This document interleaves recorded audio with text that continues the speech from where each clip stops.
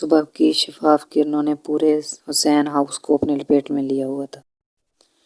گھر کے تمام افراد اپنے اپنے معمول کے کاموں میں مشغول تھے۔ عابدہ بیگم کا چہرہ سوتا ہوا تھا۔ یقیناً رات کی تمام باتیں انہیں ازبر تھیں۔ حسین صاحب خاموشی سے ناشتہ کر رہے تھے۔ نابی اور ارمان اپنے اپنے اسکول جا چکے تھے۔ برہان شاید ابھی تیار ہو رہا تھا۔ سمیرہ اسے ڈھونڈتی ہوئی اس کے کمرے میں چلی ہے۔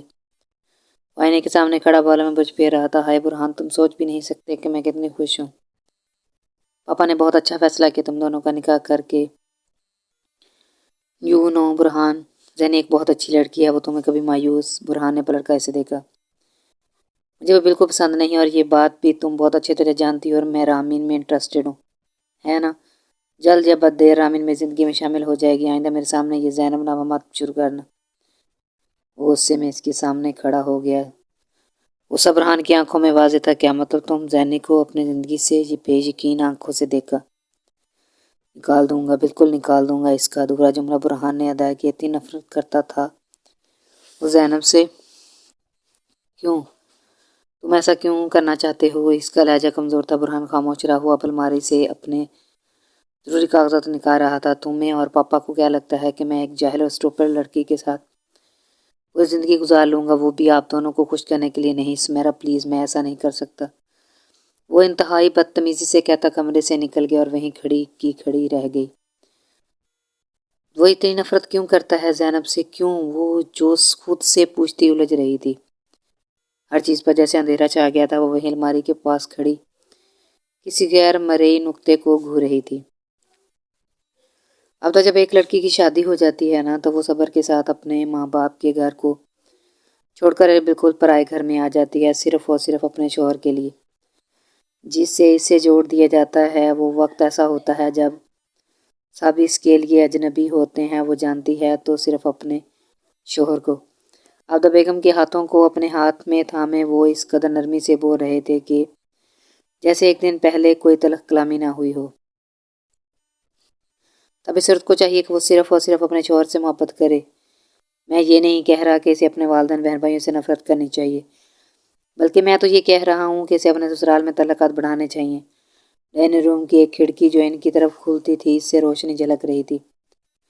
عابدہ بیگم خاموشی سے اپنے شوہر کو سن رہی تھی۔ ہم آج شام کو گون چلے جائیں گے۔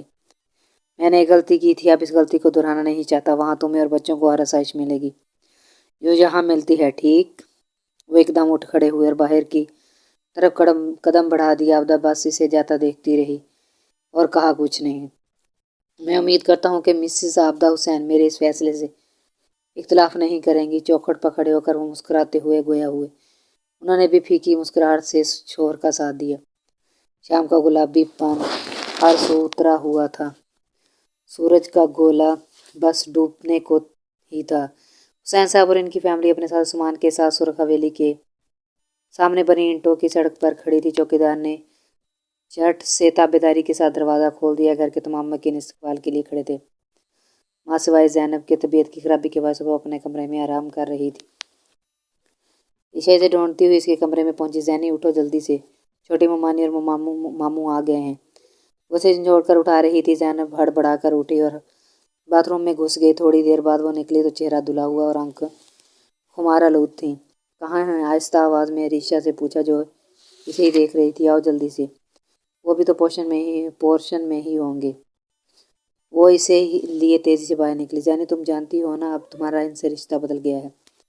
تمہیں اب ان کو زیادہ سے زیادہ وقت دینا ہے ہوگا، ورنہ زینب تو اس کے ساتھ چل رہی تھی۔ اس کی بات پر سر ہلا کر رہ گئی۔ زینی طبیعت کیسی ہے اب؟ تمہاری آنکھیں بھی سرخ ہو رہی ہیں، عریشہ ٹھہر کر اس سے پوچھنے لگی۔ زینب جانتی تھی وہ موضوع بدلنے کے لیے ایسا کہہ رہی۔ یہاں پہلے سے کافی بہتر ہے، بس سر میں ہلکا سا درد ہے، بخار تو تقریباً اتر گیا ہے، اس نے تفصیلاً کہا۔ دونوں اب ڈرائنگ روم میں پہنچ گئی تھیں۔ سب سے ملنے کے بعد وہ دونوں ہی ایک طرف سمیرہ کے ساتھ صوفے پر بیٹھ گئیں۔ آپ کا سفر کیسا رہا بھابھی؟ پھپھو عابدہ بیگم سے مخاطب تھیں جو اب قدرے پرسکون لگ رہی تھیں۔ ڈرائنگ روم میں آنے سے پہلے ان کے چہرے پر موجود بیزاری غائب ہو چکی تھی۔ پھپھو میں آتی ہوں ابھی، وہ کہہ کر باہر کی طرف بڑھ گئی۔ جس کا انتظار تھا وہ شاید باہر ہو۔ بھائی برہان کیوں نہیں آیا؟ پھپھو نے اس کے دل کی بات کہی۔ اس کے قدم آہستہ ہو گئے۔ عائشہ وہ رات کو آئے گا، چوکھٹ عبور کرتے ہوئے اسے چچا کی آواز سنائی دی۔ وہ کچن میں آ گئی جہاں زبیدہ خاتون مہمانوں کے لیے مختلف لوازمات ٹرائی میں ट्राली में सजा रही थी। वो ट्राली धकेलती बाहर की तरफ बढ़ गई। इन्हीं सोचों में गलतान वो अंदर दाखिल हुई। चचा बाबा के बारे में पूछ रहे थे और चची खामोशी थी। सुमेरा रेशा दोनों महू गुफ्तगू थी, जबकि अनाबिया खामोश। अरमान हमजा की बगल में बैठा था और इसके बाएं जानब हमाद। सिर्फ 2 अफराद वहाँ नहीं थे। आयशा, तुम्हारी बात हुई ज़ुहैब भाई से? कब आएंगे वो? चाय दे रही थी सबको, तब इसके कानों से आबदा चाची की आवाज़ टकराई। इनका लहजा अजीब था। वहाँ बैठा हर शख्स इनकी तरफ देखने लगा। पुप्पो कुछ शर्मिंदा सी भी थी। इसके हाथ ठहर गए। चची भी 4 माह बाद आएंगे, बाबा ने कहा है। तब तक ये यहीं रहेंगी। इनके यहाँ रहने से हमारा घर रौनक हो गया। इसने चाय का कप इनके सामने रखते हुए तहम्मुल से इनकी आंखों में देखते हुए कहा। आबदा फीका से मुस्कुराई। ज़ैनब बेटा, दाऊद भाई अपने कमरे में सो रहे हैं। हुसैन साहब ने मौजू गुफ्तगू तब्दील करने के लिए ज़ैनब को मुखातिब किया। नहीं, शायद वो जाग रहे हैं। वो इनकी तरफ घूमी। ठीक है, फिर मैं इनके कमरे में जा रहा हूँ। आप लोग भी चाय ख़त्म करके वहीं आ जाओ। वो बाहर की तरफ भाग गए। पुप्पो भी उठकर किचन में आ गई। इनका चेहरा भिजा हुआ था। आस्ता आस्ता सब वहाँ से चले गए। वो भी उठकर किचन में आई। जानती थी पुप्पो काम कर रही होंगी। पुप्पो प्लीज़, आप मम्मा की बातों का बुरा मत मानिएगा। वो बाहर ही थी जब इसके कानों से सुमेरा की आवाज़ टकराई, जो पुप्पो के हाथ में शर्मिंदगी से कह रही थी। पुप्पो मुस्कुरा दी। नहीं मेरे बच्चे, बुरा मानने वाली तो कोई बात ही नहीं की उन्होंने, और तुम बिल्कुल भी शर्मिंदा मत हो जाओ। अब अपने बाबा के कमरे में जाकर बैठो। पुप्पो ने इसका गाल थपथपाया। ज़ैनब इसी वक्त अंदर दाखिल हुई। पुप्पो, आप यहाँ क्यों काम कर रही हैं? अब बाबा के कमरे में जैसा हम वहाँ बैठे हैं, गपशप लगाएं। खाना ज़ुबैदा खातून खुद बना लेंगी। वो पुप्पो के पास जाकर खड़ी होगी, जो चावल दाम पर रख रही थी। पुप्पो ने मुस्कुराते हुए उसे देखा। बेटा, मैं तो सिर्फ से देख रही हूँ। खाना तो ज़ुबैदा ने ही बनाया, और वैसे भी औरत जब तक खाने में चम्मच ना हिलाए, इसके खाने का जायका नहीं आता इसके बच्चों को। इसने मुस्कुराते हुए नरमी से कहा। ज़ैनब अब शेल्फ पर सलाद के लिए रखी सब्जियां काट रही थी। पुप्पो, ज़ुबैदा भी तो औरत है, इसने जैसे पुप्पो को याद दिलाया। नहीं मेरे बच्चे, ज़ुबैदा के हाथ के बने खानों का जायका इसके बच्चों को आएगा। मेरे हाथ के बने खानों का जायका आप लोगों को आएगा। पुप्पो अब इसके साथ सब्जियां कटवाने लगी थी। वो जो तवज्जो से इनकी बात सुन रही थी, सर हिलाकर रह गई। जल्दी जल्दी सलाद बनाकर वो दोनों डाइनिंग टेबल पर बर्तन सेट करने लगे। इसी असना में गाड़ी के हॉर्न की आवाज़ आई और फिर गेट के खुलने की। इसका दिल इस पल जोर से धड़का। घर के तमाम अफराद बाबा के कमरे में थे तो आने वाला यकीनन बुरहान था। किचन और लाउंज के दरमियान तकरीबन 3 फुट की दीवार थी। आधी खुली, और किचन से मुल्हिका ही डाइनिंग रूम था, जहाँ पर वो टेबल पर बर्तन लगा रही थी। लाउंज से गुजर कर डाइनिंग रूम और बाकी कमरों में जाया जाता था। गाड़ी अब पोर्च में पहुंच गई। वो साथ साथ काम करती और कनखियों से लाउंज की तरफ भी देखती। एन इसी वक्त शीशम की लकड़ी के बने लाउंज के बाहरी दरवाजे में चिड़चिड़ाहट पैदा हुई। वो इसका दिल जोर से धड़का। पुप्पो भी आवाज़ को लाउंज में चली आई और खुश अखलाकी से शक का इस्तकबाल किया। ज़ैनब वही खड़ी से देखती रही। नज़रों की तपश महसूस करके बुरहान ने भी इसकी तरफ देखा और बेजारी से मुंह फेर लिया। जैनी गड़बड़ाकर जल्दी जल्दी खाना लगाने लगी। वो पुलिस यूनिफॉर्म में इसकी सोच से भी ज़्यादा खूबसूरत लग रहा था। इसकी स्याह खूबसूरत गहरी आंखें, उठी हुई मगरूर नाक, चेहरे के वाज़ेह नकूश, और वाकई वो बहुत हैंडसम सा। ज़ैनब ने पलट कर भी नहीं देखा तो इसकी बेजारी जान चुकी थी। कुछ देर बाद जब डाइनिंग रूम में आना शुरू हो गए, सब अपनी अपनी कुर्सियां संभाल कर बैठ गए थे। दाऊद साहब को भी लाया गया था। वो सब रही कुर्सी पर बैठे थे। इनके दाएं तरफ हुसैन साहब और बाएं तरफ आबदा बेगम। फूफो हुसैन चचा के साथ वाली कुर्सी पर बैठी थी। ज़ैनब अदाब मेज़बानी अदा कर रही थी। जिसको भी किसी चीज़ की ज़रूरत होती वो उसे देती। कुछ देर बाद वो आता दिखाई दिया। अब इसने नीली जीन्स के ऊपर गहरा नीला स्वेटर पहना हुआ था। बाल सलीके से माथे पर जमाए हुए थे। वो मुस्कुराते हुए दाऊद साहब की तरफ बड़ा। यकीनन वो अब इन सब से मिल रहा था। ज़ैनब, इस जग में पानी लेकर आना। अभी इसने धड़कते दिल के साथ सालन के बाउल की तरफ हाथ बढ़ाया। इधर के चची की आवाज़ इसके कानों से टकराई। वो सर हिलाकर जग लिए किचन की तरफ बढ़ गई। फुप्पो उठकर बुरहान को खाना पेश करने लगी। आबदा ने जानबूझकर इसे भेजा था। वहाँ बैठे हर जमींदार शख्स ने इस बात को नोट किया था। वो खामोशी से जग में पानी डालने लगी। आज ठंड ज़रूरत से ज़्यादा थी, हड्डियों को चटखा देने वाली। रात की डोज नहीं ली ना आपने बाबा? वो दाऊद साहब के पास खड़ी इनकी दवाइयाँ चेक कर रही थी। ज़ैनब, मेरी जान इधर आओ मेरे पास। दाऊद साहब मोहब्बत से चूर लहजे में से पास बुला रहे थे। डियर सेट फादर, पहले आप अपनी दवाई लें, फिर मैं आपकी पूरी बात तवज्जो और मुकम्मल यकसुई से सुनूंगी। ठीक। एक गिलास में पानी उंडेल कर इन्हें दिया और दूसरे में दवाई। बोले बाबा क्या बात है, गिलास इनसे लेते हुए वो मुस्कुराकर बोली। अपने चचा की फैमिली को इनके कमरे दिखा दिए। वो फिक्रमंदी से बोले। ज़ैनब जानती थी इनके मौजू गुफ्तगू नहीं है, तमहीद है। तमहीद को कट करें बाबा, मुद्दे पर आएं। जब करते हुए झिझक रहे हैं, इसने इनके कमज़ोर हाथ अपने नरम हाथों में लिए। ज़ैनब, कुछ दिन पहले मैंने तुम्हारी रजामंदी पूछे बगैर ही तुम्हारी ज़िंदगी का सबसे बड़ा फैसला किया था। मैं जानना चाहता हूँ कि मुझे कोई एतराज़ तो नहीं है ना? इनकी बात मुकम्मल होने से पहले ही वो संजीदगी से बोली। बाबा, जब से मैंने होश संभाला है आप ही को अपने लिए परेशान और फिक्रमंद होते हुए देखा है। मेरी कुल कायनात आप और हमजा हैं। आपका हर फैसला मुझे कबूल है। वो संजीदगी से इनकी आंखों में झांकते हुए बोल रही थी। मेरी बेटी तो बहुत समझदार हो गई है। मैं खामख्वाह में परेशान हो रहा था। उन्होंने अपनी आंखों में आई नमी को हलक में उतारते हुए नम लहजे में कहा, बाबा मुझे जो मेरे हक में बेहतर होगा अल्लाह वही करेगा, क्योंकि वो उन्हें बंदों से बहुत मोहब्बत करता है। वो आप भी मेरे लिए ज़्यादा परेशान मत हुआ करें। मुझे बिल्कुल भी अच्छा नहीं लगता। वो उठ खड़ी हुई। लॉन्च और बरामदे की सारी बत्तियां गुल थीं, सिर्फ एक जल रही थी। वो अंधेरे में चलती आगे बढ़ रही थी। तो साहब के कमरे के दाएं तरफ हमजा का कमरा था और बाएं तरफ हुसैन साहब का। हुसैन चाचा के कमरे के साथ वाला बुरहान का था। बुरहान के कमरे के बाद इसके कमरे का नंबर था। इसे इसके कमरे के बाद इसके कमरे का नंबर था। इसे इसके कमरे के सामने से गुजर कर जाना जाता था। उस तरफ इसे चलती आगे बढ़ रही थी कि अचानक कमरे का दरवाज़ा खुला और वो इसे टकराई। सामने बुरहान था। सॉरी, मैं आपको देख नहीं सकी। वो माजरत करते इसके पैरों से निकल कर आगे जाने लगी। तब आपने अकब से इसकी समात टकराई। रात को पहरेदारी की जा रही थी हमारी। वो इस लहजे में चबा चबा कर बोल रहा था। ज़ैनब को अपना एतमाद धुआं होता नजर आया, फिर भी खुद एतमादी से पलटी। मैं अभी पापा के पास से आई हूँ। वैसे इतनी रात को आपको कुछ चाहिए था?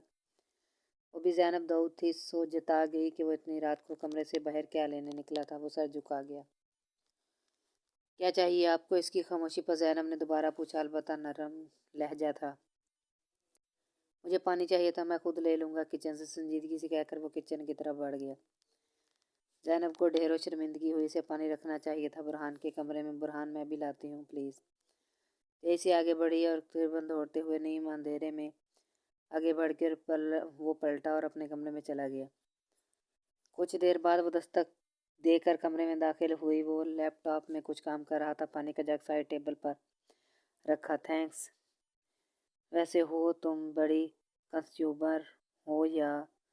वो स्क्रीन पर नजरें मजकूर किए मसरूफ़ अंदाज में बोला।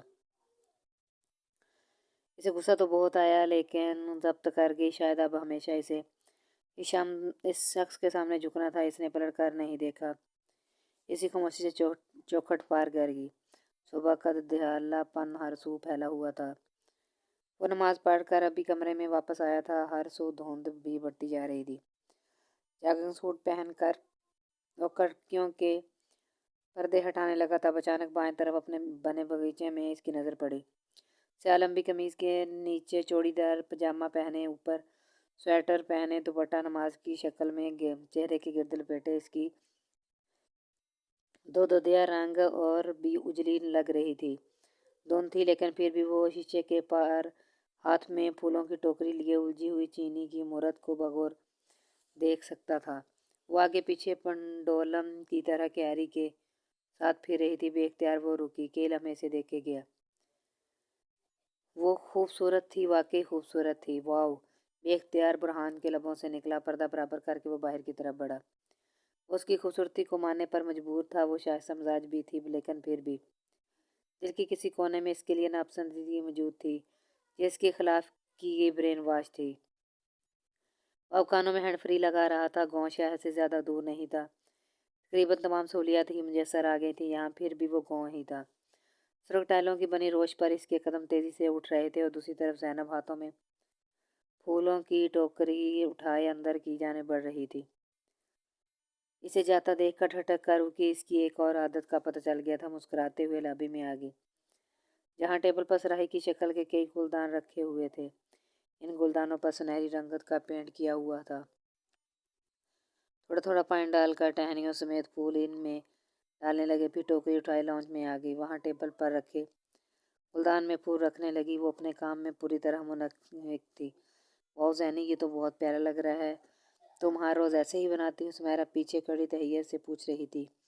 आंखों में सताइश नुमाया थी। इसने मुस्कुराते हुए सर इस्बात में हिला दिया। सुबह सुबह उठकर ताज़ा गुलाब देखे जाएं तो ये कितना अच्छा एहसास होता है, इसलिए मैं ये रोज़ ही करती हूँ। वो मुस्कुराते हुए कह रही थी और मसरूफ़ से अंदाज में टोकरी उठाई डाइनिंग रूम में चली आई।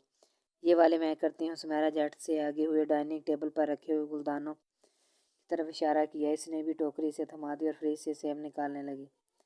ज़ुबैदा नाश्ता बनाने में मसरूफ़ थी और वह सेब छीलने में, जबकि तीसरी लड़की अपनी मुकम्मल खूबसूरती के साथ अपने काम में मगन थी, जिसने खुले सफ़ेद ट्राउज़र के ऊपर खुली कमीज़ पहन रखी थी। हो गया? ये देखो, ठीक किया है ना मैंने? सुमैरा इसके जवाब का इंतज़ार कर रही थी। इसने धीरे से सर इस बात में हिला दिया। अब क्या करने लगी हो? वे इसके पास ही आ खड़ी। सैलश बना रही हूँ। इसने धीरे से सर इस बात में हिलाया। हाँ, वैसे अब भाई के आने का टाइम हो रहा है। यकीनन वो जॉगिंग पर गए होंगे। सुमैरा जैसे इसके मालूमात में इजाफा कर रहे थे। वो बुरहान के आने से पहले ही सुमैरा क्या था, इसके कमरे में जूस भिजवा चुकी थी और अब सब तकरीबन जा चुके थे। वो परहेजी नाश्ते की ट्रे उठाए दाऊद के कमरे में चली आई। यानी बेटा, तुम बाहर ही ले चलो, मैं वहीं लेकर आता हूँ भाई साहब को। पापा के कमरे के दरवाजे पर ही हुसैन साहब मिल गए थे। ट्रे उठाए डाइनिंग हॉल में चली गई, जहाँ तकरीबन सभी अपनी अपनी कुर्सियों पर बैठ चुके थे। रात मेज़बानी फुप्पो अदा कर रही थी। वो खुशी से हरीशा और सुमैरा के दरमियान वाली कुर्सी पर बैठ गई, जिसके बिल्कुल सामने बुरहान नाश्ता कर रहा था। वो दोनों मुस्कुराहट दबा गई। आंखों में शरारत वाज़ेह थी। इसका तो मानो दिल 90 की स्पीड में धड़कने लगा। इसे उन दोनों पर गुस्सा आने लगा था। दाऊद साहब भी आ गए थे। बुरहान नाश्ता करके उठने लगा। चाची ने इसे मुखातिब किया। बुरहान बेटा, वापसी पर रामीन को साथ ले आना। वो मुझसे आने का कह रही थी तो मैंने इससे कहा तुम इसे ले आओगे। ठीक है बेटा, वो हमसे लहजे में कह रही थी, लेकिन इस बात की गहराई समझने वाले समझ गए थे। जैनी, तुम अपने गांव हमें घुमाने लेकर जा रही हो? फिर सुमैरा इसके पीछे चली गई, जो अरीशा के पास आई थी। चलो अभी चलते हैं, इसने झट कहा। नहीं, आज नहीं। अरीशा दोनों हाथ ऊपर उठाए। क्यों? बैक वक्त दोनों के मुंह से निकला। आज हम लोगों घूमने बिल्कुल भी नहीं जाएंगे, बल्कि आज हम पिज़्ज़ा खाने जाएंगे, क्योंकि बहुत दिन हो गए हैं। बहुत दिल कर रहा है पिज़्ज़ा खाने को। वो बेड से उछल कर आईने के सामने जा खड़ी हुई। दुपट्टा स्कार्फ हिजाब की सूरत में लपेटने लगी, यानी कि जाने की तैयारी करने लगी। यार, हम घर पर मंगवा लेते हैं, सुमैरा ने जैसे मशवरा दिया। कहाँ यार, घर पर मंगवाएंगे तो बोर होंगे। वहाँ किसी पिज़्ज़ा हट में कद आदम शीशे की खिड़कियों के पास बैठकर खाने का तो और ही मज़ा है। साथ साथ सड़क पर रवां दवां ट्रैफिक और लोगों की चहल पहल देखेंगे और साथ ही बातें भी करेंगे। वो तकरीबन दुपट्टा ओढ़ ही चुकी थी। वो दोनों खामोश खड़ी इसे देख रही थी। मैं अभी मम्मी से इजाज़त लेकर आती हूँ, तुम लोग भी फटाफट तैयार हो जाओ, ठीक? वो ने खामोश देखकर बाहर चली गई। वो दोनों भी मजबूरन अपने अपने कमरों में आ गई। तैयार जो होना था, जैनी तैयार होकर बाबा के कमरे में चली आई। कुछ देर बाद वो दोनों लॉन्च में खड़ी थीं। अरीशा ज़ैना उतर रही थी, फोल्ड करता। हमाद इसके पीछे आ रहा था। हमाद हमारे साथ जा रहा है? सुमैरा ने अरीशा से पूछा। इसने इस बात में सर हिला दिया। हमाद भी ड्राइविंग कर लेता है, लेकिन मुझे इसकी ड्राइविंग पर बिल्कुल भी भरोसा नहीं है ज़ैनी। ड्राइव तुमने ही करना है। अरीशा इसे मुतनब्बा कर रही थी। वो बेख्तियार मुस्कुरा दी। ज़ैनी, अपा चलें? हमाद मुस्कुराता इसके पास जा खड़ा हुआ। तुमने क्यों मुंह बसौर रखा है?